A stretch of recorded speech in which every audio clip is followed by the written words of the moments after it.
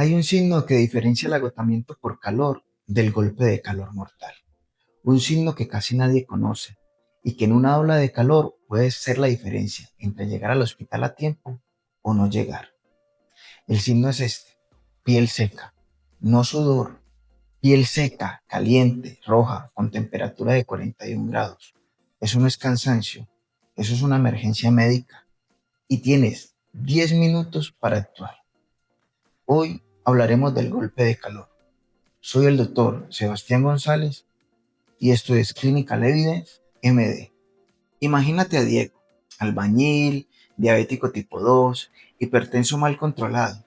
Esta mañana trabajó en una azotea en Madrid sin sombra, con 38 grados de temperatura ambiente.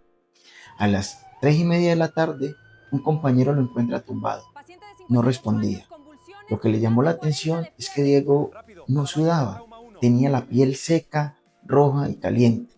Llamó a la ambulancia. Le encontraron una temperatura de 41 grados centígrados, una frecuencia cardíaca de 132, una tensión arterial de 178,92 y además convulsionó. En urgencia tienes 10 minutos para decidir qué haces. Esa es la diferencia entre la vida y la muerte. Antes de responderte, necesitas entender la magnitud del problema. La OMS calcula 375.000 muertes al año por calor extremo, más que los accidentes de tráfico. En España, en el verano del 2023 hubo más de 2.500 fallecidos y en Estados Unidos se reporta un aumento del 45% en ingresos por golpe de calor en 2026 comparado con el 2020. ¿Quién muere?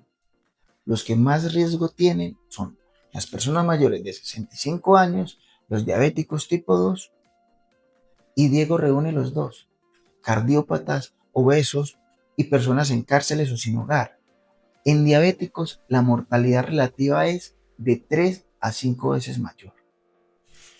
La primera pregunta que nos debemos de hacer y que responde la evidencia es: ¿de verdad importa cuánto tardas en enfriar? Un estudio japonés en el 2012 comparó la inmersión en agua fría a 5 grados versus el enfriamiento pasivo con aire y ventiladores.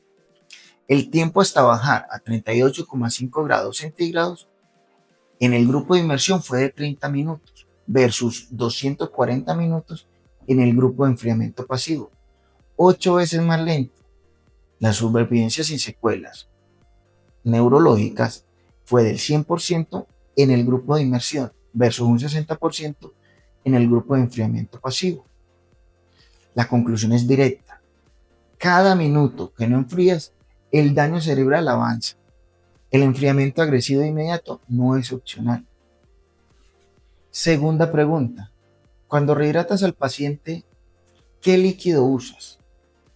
Un estudio multicéntrico en el 2018 incluyó 215 pacientes con golpe de calor severo.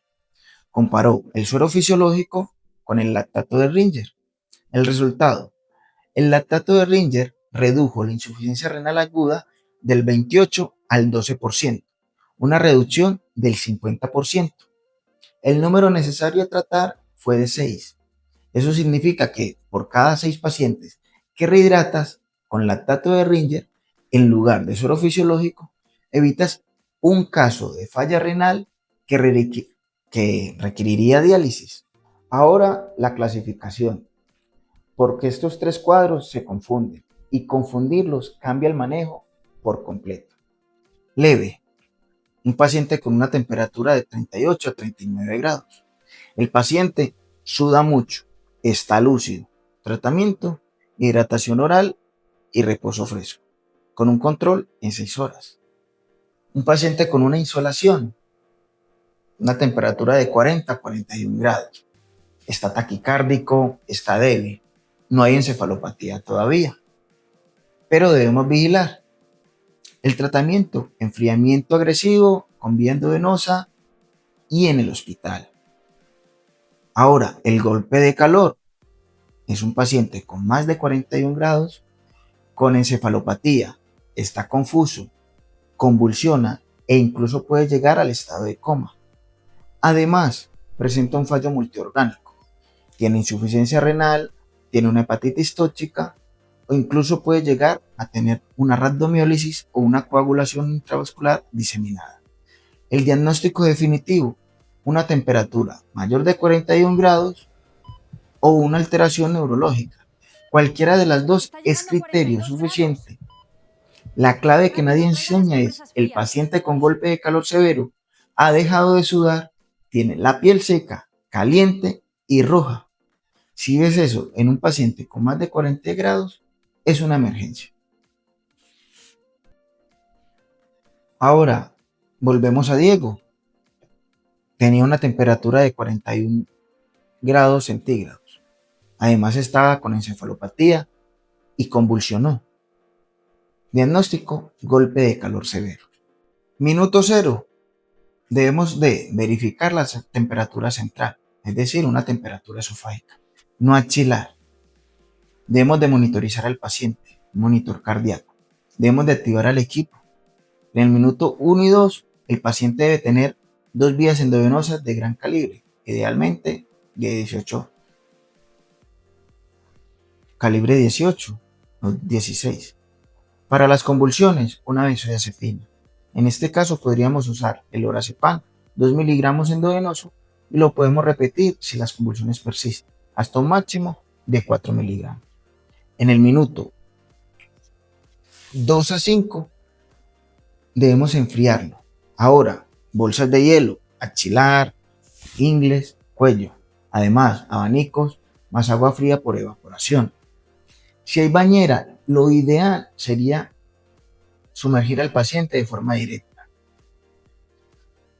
En el minuto 5 a 10, un lactato de Ringer, 1 o 2 litros en bolo rápido, sin esperar. Y debemos sondar al paciente porque debemos de verificar cómo es la diuresis. ¿Qué le vamos a pedir a este paciente? Troponinas, CK, INR, fibrinógeno, creatinina y gases arteriales. En el minuto 10, el paciente debe tener una temperatura objetivo de 38 grados centígrados. Si tenemos el objetivo logrado, el paciente, lo ideal es